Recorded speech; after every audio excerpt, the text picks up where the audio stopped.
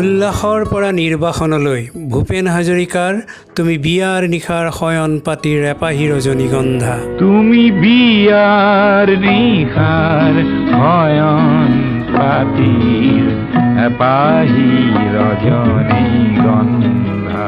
স্বাগতম বন্ধুসকল, এই ভিডিঅ'ত আমি ভূপেন হাজৰিকাৰ তুমি বিয়াৰ নিশাৰ শয়ন পাতিৰ এপাহি ৰজনীগন্ধা গীতটিৰ ৰহস্যময় সৌন্দৰ্যৰ বিষয়ে কথা পাতিম, যিটো প্ৰতীকবাদৰ পোছাক পৰিধান কৰা গীত, পৰম্পৰাৰ সলনি আচৰিত ধৰণে লুকাই থকা আৱেগেৰে ভৰা।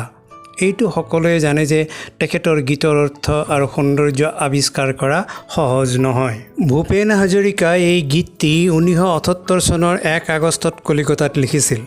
ইন্দ্ৰিয় আসক্তি, প্ৰকৃতি প্ৰেম আৰু বৈবাহিক জীৱন আদৰি লোৱাৰ বিষয়ে এনে গীত অসমীয়া সংগীতৰ ক্ষেত্ৰখনত পাবলৈ নাই বা তেনে গীতিকাৰৰ অভাৱ। উল্লেখ্য যে 1978 চনত সন্দেহজনক বিদেশী নাগৰিকৰ নাম অসমৰ ভোটাৰ তালিকাত থকাৰ প্ৰসংগটো সন্মুখলৈ আহিছিল। অৱশ্যে সেই পটভূমিৰ গীতটোৰ সৈতে কোনো ঐতিহাসিক সম্বন্ধ নাই।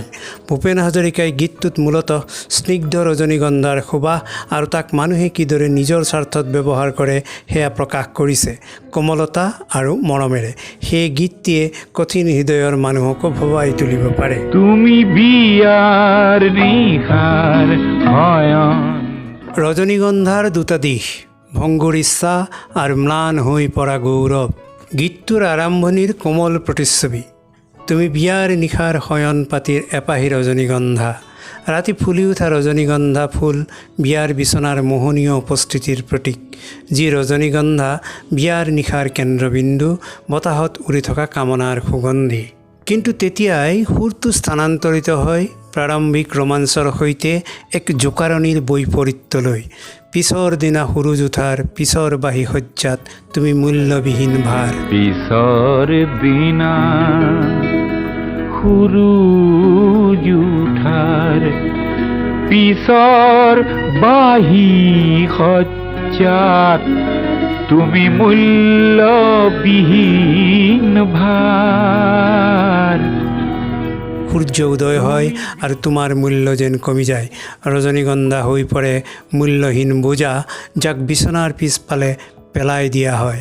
এসময়ৰ স্পন্দনশীল ৰজনীগন্ধা দিনৰ কঠিন পোহৰত মৰহি যাব ধৰে। এই তীব্ৰ দ্বৈততাই গীতটোৰ মূল। ই বিয়াৰ নিশাৰ মাদকতাৰ আৱেগক উদযাপন কৰে, কিন্তু কামনাৰ খন্তেকীয়া স্বভাৱ আৰু বিবাহৰ জটিলতাৰ সন্মুখীন হয়। ভূপেন হাজৰিকাই এই ক্ষণস্থায়ী আনন্দৰ মৰ্মস্পৰ্শী প্ৰতীক হিচাপে খন্তেকীয়া ফুলৰ বাবে জনাজাত ৰজনীগন্ধা ফুলক নিপুণভাৱে ব্যৱহাৰ কৰিছে। পটভূমিৰ বাহিৰত গীতটোত লুকাই থকা কাহিনী। গীতটোত কেৱল পটভূমিক অনুভৱ কৰাতকৈ অধিক কথা নিহিত হৈ আছে। ফুলসজ্জা পাটগাভৰুৱে তোমাৰেই সজালে। পাটগাভৰু আৰু সজ্জিত ফুলৰ বিচনাখনৰ বাৰে বাৰে উল্লেখে গভীৰ সামাজিক ধাৰাবাহিকতাৰ ইংগিত দিয়ে। এইটো সামাজিক বিবাহৰ সমালোচনা হ'ব পাৰেনে, য'ত নাৰীক এবাৰ ব্যৱহাৰযোগ্য বস্তু হিচাপে দেখা যায়, আনন্দৰ বাবে ব্যৱহাৰ কৰা হয় আৰু তাৰ পিছত এফালে পেলাই দিয়া হয়? সেই প্ৰশ্ন শ্ৰোতাৰ মনলৈ নিশ্চয় আহে, যাৰ উত্তৰ ভূপেন হাজৰিকাই নিদিয়ে। বিষাদময় সুৰ আৰু মালিয়ে ৰজনীগন্ধা ছিঙা কথাটোৱে এই ব্যাখ্যাক আৰু অধিক কঠিন কৰি তোলে। ৰজনীগন্ধাৰ চকুলো কেৱল ম্লান হৈ যোৱা সৌন্দৰ্যৰ বাবেই নহয়, প্ৰেমহীন মিলনত আবদ্ধ কৰি ৰখা সমাজৰ হেঁচাবোৰৰ বাবেও। তাৰ পিছত যেতিয়া গায় কইনা দৰাই কত আল ফুলে তোমাকে পৰখিলে, ইয়াতো এক তীব্ৰ বিদ্ৰূপ নিহিত হৈ আছে। কাৰণ কইনা দৰাই মাত্ৰ নিশাটোৰ বাবেহে ৰজনীগন্ধাক আদৰে। এয়া এক প্ৰকাৰৰ প্ৰকৃতিলৈ যেন সমবেদনা গীতটোৰ। আইনাৰ দৰে সংগীত, যিয়ে স্থানান্তৰিত আৱেগক প্ৰতিফলিত কৰে। গীতটোৰ সংগীতৰ ব্যৱহাৰবোৰো সমানেই মনোমোহা। আৰম্ভণিতে কোমল গীটাৰ আৰু বাঁহীয়ে ৰোমান্টিক অন্তৰংগতাৰ ছবি আঁকিছে।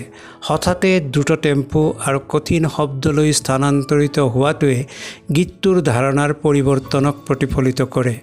গীতটোৰ ভিতৰৰ আৱেগিক অস্থিৰতাক প্ৰতিফলিত কৰি সংগীত নিজেই এটা চৰিত্ৰত পৰিণত হয়। উপসংহাৰ, বৈপৰীত্য আৰু চিৰস্থায়ী সৌন্দৰ্যৰ এটা গীত। তুমি বিয়াৰ নিশাৰ শয়ন পাতিৰ ই এটা জটিল আৰু ভিন্ন স্তৰযুক্ত বাক্য। আমাৰ ওচৰত তাৰ উত্তৰতকৈ প্ৰশ্ন বেছি। ই প্ৰেমক উদযাপন কৰে, সমাজৰ নীতি নিয়মক লৈ প্ৰশ্ন উত্থাপন কৰে আৰু শেষত নিৰ্দোষতা হেৰুওৱাৰ বাবে শোক প্ৰকাশ কৰে। শেষৰ স্তৱকটো ৰজনীগন্ধা ম্লান হোৱাৰ বহুদিনৰ পিছতো শ্ৰোতাৰ হৃদয়ত ৰৈ থকা ই এটা অনন্য গীত, যিয়ে আমাক সৌন্দৰ্যৰ আৰু সুগন্ধিৰ ক্ষণস্থায়ী স্বৰূপ আৰু তাৰ সৈতে মানৱ সম্পৰ্কৰ জটিলতাৰ বিষয়ে চিন্তা কৰিবলৈ প্ৰেৰণা দিয়ে। আমাৰ আহ্বান। এই গীতটিৰ বিষয়ে আপোনাৰ চিন্তা বা ধাৰণা কেনেকুৱা? আপুনি ইয়াক এটা সাধাৰণ প্ৰেম কাহিনী, সামাজিক সমালোচনা বা আৰু আন কিবা এটা বুলি ভাবে নেকি? আপোনাৰ ব্যাখ্যা আৰু অনুভৱ ভিডিঅ'ৰ কমেণ্টত শ্বেয়াৰ কৰক। আমাৰ মনৰ কথা। এই আলোচনা গীতটোৰ প্ৰাৰম্ভিক সংস্কৰণ মাত্ৰ।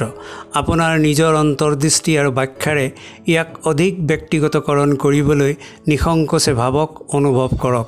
আপোনাৰ বিশ্লেষণেৰে এই গীতটোৰ আলোচনা সমৃদ্ধ কৰিবলৈ আপুনি জনা বা ভবা কথাবোৰ অন্তৰ্ভুক্ত কৰক আৰু মন্তব্যত জনাবলৈ মুকলি মনেৰে চিন্তা কৰক।